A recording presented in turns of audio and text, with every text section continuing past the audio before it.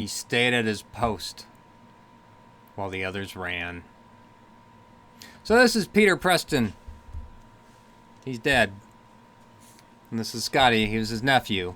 Of course, you didn't get that in the original version of Star Trek II. You had to wait for the director's cut that come out on DVD. I've got plenty of Star Trek II cards. I've discussed some of my issues with Star Trek II. It's not necessarily the movie itself. It's how it's remembered and how it's constantly copied. That almost takes a lot of the joy out of watching it again. I'm not going to go off on Star Trek 2. I mean, it's a good movie. I enjoy the movie. I just don't enjoy what happened after the movie. Because this is not the template for your Star Trek movies. It just happens to be one pretty good Star Trek movie. Stop trying to recreate it. So, where am I going with this? I don't know. This was a trivia card I picked up. And if things go as they always do, this has nothing to do with the questions on the back. But we're going to see what happens with these TNG questions. All right, you see? Oh, you see what happens? You see what happens? So it's all this again. I've done this to myself. I've done this to myself. So let us look at the questions. This one was revealed to me, just because it's going to be horrible. All right, so this there's no good way to read this. I'm sorry. I'm gonna. All right, that helps. So yeah, I didn't even get to read the question. Wolf in the Fold. I don't think this is the first she's dead, Jim. It may be, but Wolf in the Fold is not a good episode to watch. I mean, it works as a horror episode. I mean, it certainly is in the tradition of it.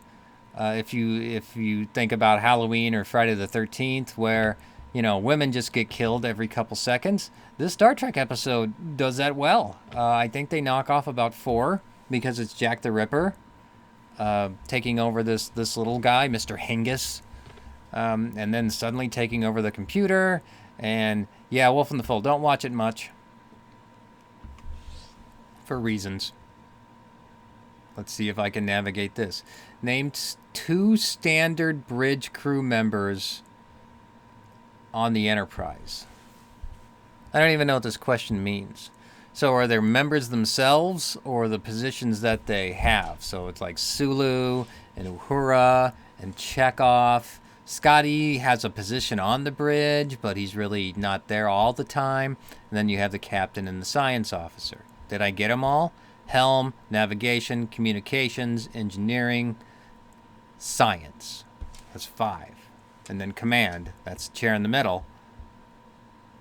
Are you interpreting that question differently than I am? I don't think so. Let's see what we have. Oh, they wanted the individuals. Well, I got that too. All right. And McCoy would somehow just show up and be nosy. All right. And yes, you should take a look at my classic Battlestar card. I'm sure I'll do a whole other show on that later. Mirror, mirror. All right. Helmsman's counterpart in the alternate universe was in charge of security. That's Sulu. Sulu was the security guy. Sulu had the big old scar. I don't remember what side it was in the neck, and he was wearing red, and he had the little knife, and he was kind of freaky. And he was away from his post, mister. That's my mirror, mirror. And rest in peace, Nichelle Nichols. Yeah, we know that's Sulu. There you go. Tholian Web. Yeah, sometimes I talk about always falling asleep to TMP. I've fallen asleep to the Tholian Web a lot. That something about that episode, the pacing and the lack of dialogue, especially when they're on the Defiant and the Defiant's drifting in and out of interspace, and McCoy's putting his hand through a window, puts me right out. That scene put me right to sleep. And then I think I wake up when a Enterprise crew member is yelling and screaming, going, ah! Like this, and I'm like, oh yeah, I must have Tholian Web on. All right, so that's my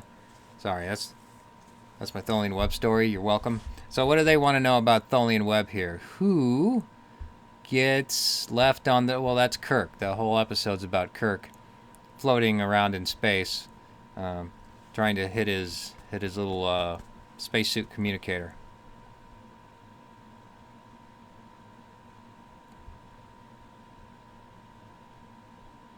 Catspaw.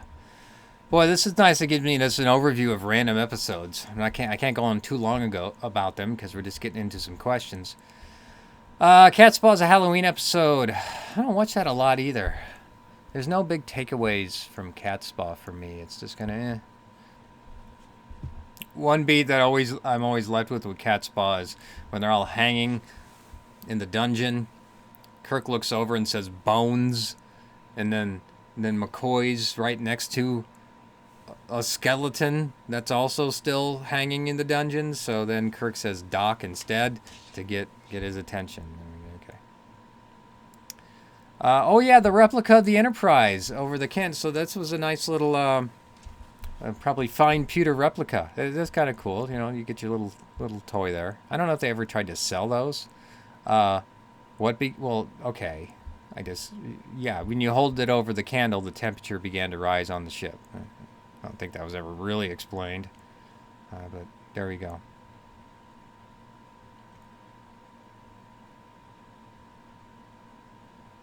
Okay, so tomorrow is yesterday when we see, what was his name? The Air Force Colonel. Jeffries? No, it's not Jeffries. I'm thinking Matt Jeffries. Anyway, not a bad little time displacement episode. But the Enterprise tries to put a tractor beam on a jet, and of course that's just going to rip the jet apart. So that's what this question is about. And I think they do. That's why they have to beam Colonel Ritchie? No. I don't know his name.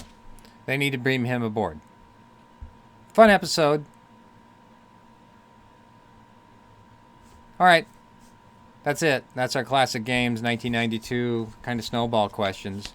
So I just want to get a little Trek trivia in there because this is still a trivia page, even though I only got like 5 people watching. But there you go. Hope you did well at home.